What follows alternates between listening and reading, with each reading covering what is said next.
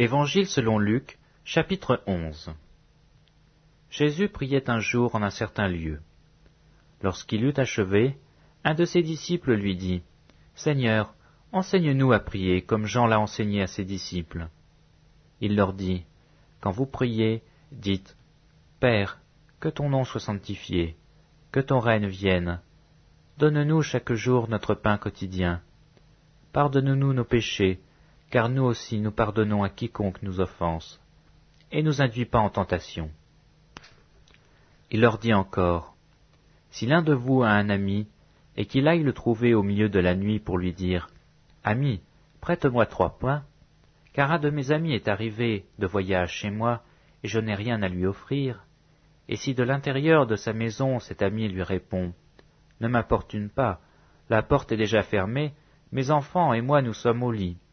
Je ne puis me lever pour te donner des pains. » Je vous le dis, quand même il ne se lèverait pas pour les lui donner parce que c'est son ami, il se lèverait à cause de son importunité, et lui donnerait tout ce dont il a besoin. Et moi je vous dis, demandez, et l'on vous donnera. Cherchez, et vous trouverez. Frappez, et l'on vous ouvrira. Car quiconque demande reçoit, celui qui cherche trouve, et l'on ouvre à celui qui frappe. Quel est parmi vous le père qui donnera une pierre à son fils, s'il lui demande du pain? Ou s'il demande un poisson, lui donnera-t-il un serpent au lieu d'un poisson? Ou bien s'il demande un œuf, lui donnera-t-il un scorpion? Si donc, méchants comme vous l'êtes, vous savez donner de bonnes choses à vos enfants, à combien plus forte raison le Père céleste donnera-t-il le Saint-Esprit à ceux qui le lui demandent? Jésus chassa un démon qui était muet. Lorsque le démon fut sorti, le muet parla, et la foule fut dans l'admiration. Mais quelques-uns dirent, « C'est par Belzéboul, le prince des démons, qu'il chasse les démons. » Et d'autres, pour l'éprouver, lui demandèrent un signe venant du ciel. Comme Jésus connaissait leurs pensées, il leur dit, « Tout royaume divisé contre lui-même est dévasté, et une maison s'écroule sur une autre. Si donc Satan est divisé contre lui-même, comment son royaume subsistera-t-il, puisque vous dites que je chasse les démons par Belzéboul? Et si moi je chasse les démons par Belzéboul, vos fils, par qui les chassent-ils? C'est pourquoi ils seront eux-mêmes vos juges. Mais si c'est par le doigt de Dieu que je chasse les démons, le royaume de Dieu est donc venu vers vous. Lorsqu'un homme fort et bien armé garde sa maison, ce qu'il possède est en sûreté. Mais si un plus fort que lui survient et le dompte, il lui enlève toutes les armes dans lesquelles il se confiait, et il distribue ses dépouilles. Celui qui n'est pas avec moi est contre moi, et celui qui n'assemble pas avec moi disperse. Lorsque l'esprit impur est sorti d'un homme, il va dans des lieux arides pour chercher du repos. N'en trouvant point, il dit, « Je retournerai dans ma maison où je suis sorti. » Et quand il arrive, il la trouve balayée et ornée. Alors il s'en va, il prend 7 autres esprits plus méchants que lui, ils entrent dans la maison, s'y établissent, et la condition de cet homme est pire que la première.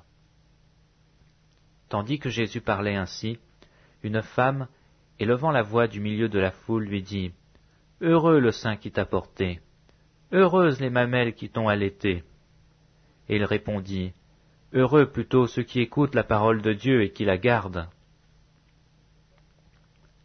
Comme le peuple s'amassait en foule, il se mit à dire, « Cette génération est une génération méchante. Elle demande un miracle. Il ne lui sera donné d'autre miracle que celui de Jonas. Car de même que Jonas fut un signe pour les Ninivites, de même le Fils de l'homme en sera un pour cette génération. La reine du Midi se levera au jour du jugement avec les hommes de cette génération et les condamnera, parce qu'elle vint des extrémités de la terre pour entendre la sagesse de Salomon. Et voici, il y a ici plus que Salomon. Les hommes de Ninive se lèveront au jour du jugement avec cette génération et la condamneront, parce qu'ils se repentirent à la prédication de Jonas. Et voici, il y a ici plus que Jonas. Personne n'allume une lampe pour la mettre dans un lieu caché ou sous le boisseau, mais on la met sur le chandelier, afin que ceux qui entrent voient la lumière. Ton œil est la lampe de ton corps. Lorsque ton œil est en bon état, tout ton corps est éclairé. Mais lorsque ton œil est en mauvais état, ton corps est dans les ténèbres. Prends donc garde que la lumière qui est en toi ne soit ténèbres. Si donc tout ton corps est éclairé, n'ayant aucune partie dans les ténèbres, il sera entièrement éclairé, comme lorsque la lampe t'éclaire de sa lumière. Pendant que Jésus parlait, un pharisien le pria de dîner chez lui. Il entra et se mit à table. Le pharisien vit avec étonnement qu'il ne s'était pas lavé avant le repas. Mais le Seigneur lui dit, « Vous, pharisiens, vous nettoyez le dehors de la coupe et du plat, et votre intérieur est plein de rapine et de méchanceté. Insensé, celui qui a fait le dehors n'a-t-il pas fait aussi le dedans? Donnez plutôt en aumône ce qui est dedans, et voici toutes choses seront pures pour vous.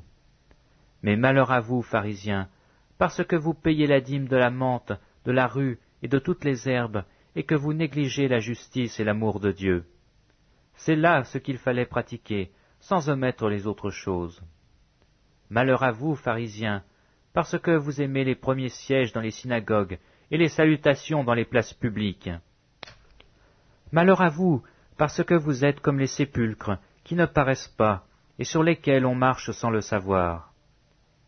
Un des docteurs de la loi prit la parole et lui dit, « Maître, en parlant de la sorte, c'est aussi nous que tu outrages. » Et Jésus répondit, « Malheur à vous aussi, docteurs de la loi, parce que vous chargez les hommes de fardeaux difficiles à porter, et que vous n'y touchez même pas vous-même de l'un de vos doigts. Malheur à vous, parce que vous bâtissez les tombeaux des prophètes que vos pères ont tués. Vous rendez donc témoignage aux œuvres de vos pères, et vous les approuvez, car eux ils ont tué les prophètes, et vous, vous bâtissez leurs tombeaux.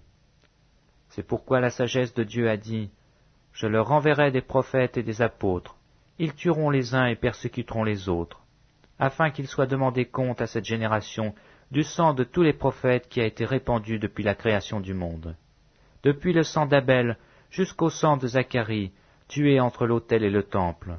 Oui, je vous le dis, il en sera demandé compte à cette génération. Malheur à vous, docteurs de la loi, parce que vous avez enlevé la clé de la science. Vous n'êtes pas entrés vous-même, et vous avez empêché d'entrer ceux qui le voulaient. » Mais quand il fut sorti de là, les scribes et les pharisiens commencèrent à le presser violemment, et à le faire parler sur beaucoup de choses, lui tendant des pièges pour surprendre quelques paroles sorties de sa bouche.